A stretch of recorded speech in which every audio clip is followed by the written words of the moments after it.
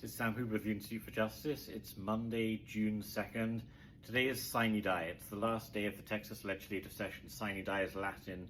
Technically, it means without a day. That means the House and the Senate adjourn without a day when they're due to come back into session, and they won't indeed come back into session unless the governor were to call a special session, which we're all praying doesn't happen. It's been a marathon ride. IJ has had a good session in terms of managing to enact several parts of our legislative agenda, and that has been on things to do with economic liberty. We've passed a really good food truck freedom bill. It's going to make a huge difference for a lot of mobile food vendors. A very ambitious cottage food bill as well as part of our coalition that we've been a part of with the Texas Farm and Ranch Freedom Alliance and others.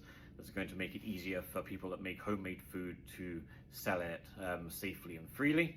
So that's been economic liberty. There's also been a lot of progress on housing as well. Not as much as we would like, and there's going to be more to do next session, but we've taken several steps through legislation to make it easier for people to do what they want with the property that they own, and in doing so to solve the housing crisis. And that's going to be by building residential units in commercially zoned areas, and several other bills as well. It's just going to make it easier and faster to build, but more work to do on that.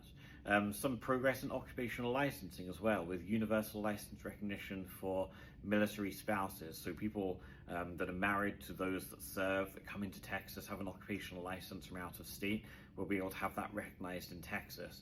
We very much hope that by proving that this works and that the sky doesn't fall down when you have universal license recognition for military spouses, we can then expand that to everyone, as should already be the case. This is a core economic liberty issue, right? So we hope to be able to build on that success. There have been some frustrations as well.